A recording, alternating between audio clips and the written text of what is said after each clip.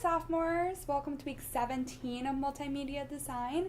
So this week, we're going to be moving more in depth into that rough draft that you created last week. So last week we talked about design and website layouts, and you made a rough draft sketch of what you wanted your website to look like.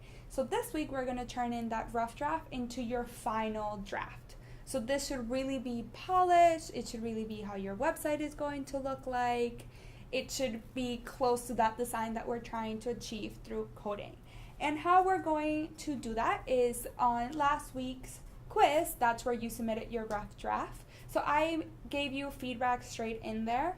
By the time you're seeing this, it's only Monday, probably. So you should have your feedback by no later than Tuesday night. So that gives you a couple days to take in that feedback and just run with it and make the changes that are necessary for it in order to have a really good final draft. So again, use that feedback from week 16. That's what really is going to help you get that better draft. So by Sunday, you'll be turning in your weekly quiz, and you'll see that the weekly quiz is really just a one-question place for you to submit that final draft. There is no questions.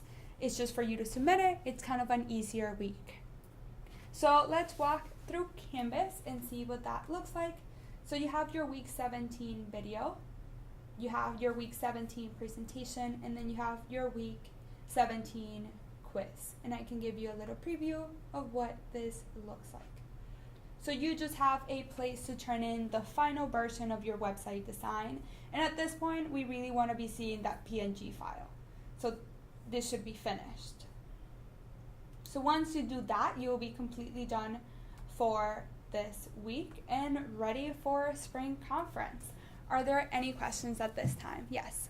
Is it okay to do my design in Photoshop or Illustrator still? Yes, it is perfectly okay for you to decide either in Photoshop or Illustrator. You should be going back to that original document of where you started and just editing right there. Yes. If I'm stuck or I don't quite understand the feedback, what's the best way to get in touch with you, or what's my best resource? Definitely email me. I tend to respond pretty quickly, so if you have any questions about feedback or you're unsure of how to apply the feedback, don't hesitate to reach out. If you're having troubles with Photoshop or Illustrator, you can definitely reach out as well. But remember that you have like Linda videos to go through and help you just figure out those problems. Perfect. If there's no more questions at this time, that's it for this week, and see you next week.